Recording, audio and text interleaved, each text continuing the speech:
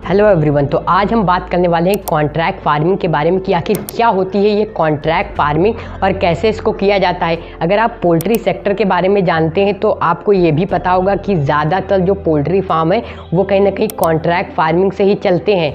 तो आज हम यही जानने वाले हैं कि क्या है कॉन्ट्रैक्ट फार्मिंग, इसमें आपको फ़ायदा मिलता है या नहीं मिलता है, और क्या केवल ये सिर्फ पोल्ट्री में आप कर सकते हैं, किसी और काम में, किसी और फार्मिंग के सेक्टर में अगर आप जाएं तो क्या आप वहाँ पे भी कॉन्ट्रैक्ट फार्मिंग कर सकते हैं या नहीं, इसको थोड़ा सा समझेंगे। और एट द एंड हम ये भी जानेंगे कि जो प्राइवेट फार्मिंग होती है तो ये अच्छी होती है कॉन्ट्रैक्ट फार्मिंग से या नहीं। इन दोनों को बेसिकली हम कंपेयर करेंगे कि कौन सी जो फार्मिंग है वो बेहतर होती है, क्या कॉन्ट्रैक्ट फार्मिंग बेहतर होती है या फिर जो प्राइवेट फार्मिंग होती है वो बेहतर होती है। तो चलिए इन सब चीज़ों को थोड़ा सा जान लेते हैं। तो देखिए यहाँ पे अगर हम कॉन्ट्रैक्ट फार्मिंग की बात करें तो क्या है कॉन्ट्रैक्ट फार्मिंग, इसे मैं आपको एक एग्जाम्पल की मदद से, उदाहरण की मदद से समझाता हूँ। मान लीजिए कि आपका एक पोल्ट्री फार्म है। अब आपके पास इतने पैसे नहीं है कि आप वहाँ पे चिक्स को ख़रीद सकें, उनका जो फीड है वो सब खरीद सकें, जितने भी खर्चे होते हैं उनको करके आप फार्मिंग कर सकें।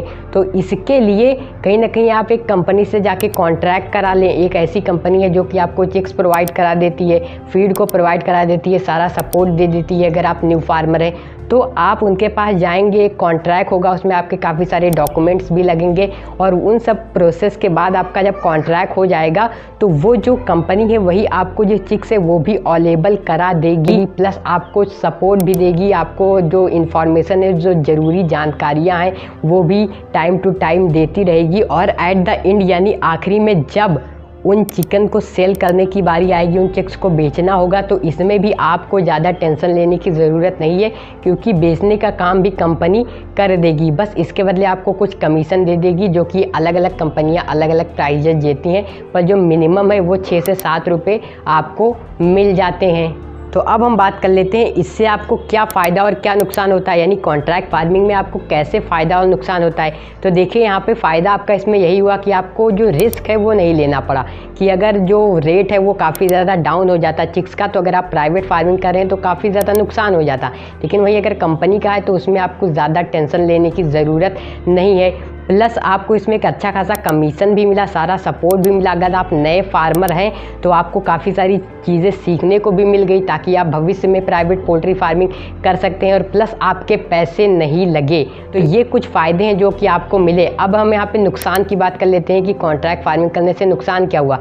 तो देखिए यहाँ पे अगर कई बार ऐसा भी होता है कि जो चिक्स का रेट है वो काफ़ी ज़्यादा अच्छा होता है मार्केट के अंदर, तो ऐसे टाइम पे कंपनी को तो काफ़ी ज़्यादा फ़ायदा मिलेगा, लेकिन आपका जो एवरेज कमीशन है वो तो आपको उतना ही मिलेगा। कुछ कंपनियां होती हैं जो आपको कुछ अपने प्रॉफिट में से दे देती हैं, लेकिन फिर भी कंपनी कहीं ना कहीं ज़्यादा कमा लेती है। अब अगर हम यहाँ पे कंपनी की बात करें तो कंपनी भी हमेशा फ़ायदे में नहीं रहती है, क्योंकि चिक्स का रेट भी काफ़ी ज़्यादा डाउन रहता है, हाई रहता है। तो इसके चलते अगर उसे एक पोल्ट्री फार्म से नुकसान हुआ है तो दूसरे में फ़ायदा हो जाता है, तो उसका भी इसी तरीके से एवरेज चला करता है। लेकिन आपका कहीं ना कहीं अगर आप शुरुआती दौर में है, नया नया पोल्ट्री फार्म आपने खोला है, तो कहीं ना कहीं आपको कॉन्ट्रैक्ट फार्मिंग ही करनी चाहिए, क्योंकि इसके अंदर काफ़ी सारी छोटी मोटी चीज़ें होती हैं, बहुत सारी चीज़ें होती हैं जिनके बारे में अगर आपको एक अच्छा खासा एक्सपीरियंस नहीं है तो आपका नुकसान काफ़ी ज़्यादा हो जाएगा। आपको इसे एक एग्जांपल की मदद से समझाता हूँ।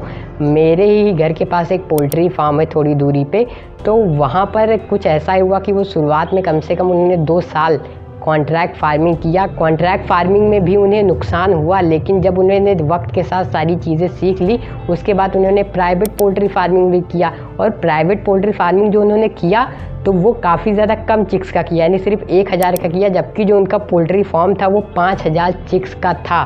तो देखिए यहाँ पे लोग रिस्क नहीं लेना चाहते, इसीलिए जब उनको एक एक्सपीरियंस हो जाता है तभी वो इस तरीके की चीज़ें करते हैं। अब हम बात कर लेते हैं कि ये जो कॉन्ट्रैक्ट फार्मिंग होती है क्या ये सिर्फ पोल्ट्री सेक्टर में ही होती है या फिर अन्य भी किसी फार्मिंग सेक्टर में आप इस चीज़ को कर सकते हैं। तो देखिए यहाँ पे आपको भी पता होना चाहिए कि काफ़ी सारी अलग अलग तरीके की फार्मिंग है, न्यू टेक्नोलॉजी से रिलेटेड फार्मिंग है, जिसमें भी अच्छा खासा फ़ायदा मिलता है और उसमें भी कॉन्ट्रैक्ट फार्मिंग होती है। फॉर एग्जाम्पल एक्वापोनिक्स की बात करें तो वो भी कॉन्ट्रैक्ट फार्मिंग उसकी भी होती है, शायद सभी इलाकों में नहीं होती है, लेकिन वो आपको पता लगाना है कि कैसे होती है। अगर आप एक्वापोनिक्स के बारे में जानना चाहते हैं तो इस पर डिटेल में वीडियो बनाई हुई है। इसके साथ साथ आप बी कीपिंग के काम को अगर करना चाहते हैं तो उसमें कॉन्ट्रैक्ट फार्मिंग होती है। तो ये सारी चीज़ें आपको पता लगानी होंगी कि कौन से सेक्टर में कॉन्ट्रैक्ट फार्मिंग होती है और आप कैसे इससे एक अच्छा खासा प्रॉफिट ले सकते हैं।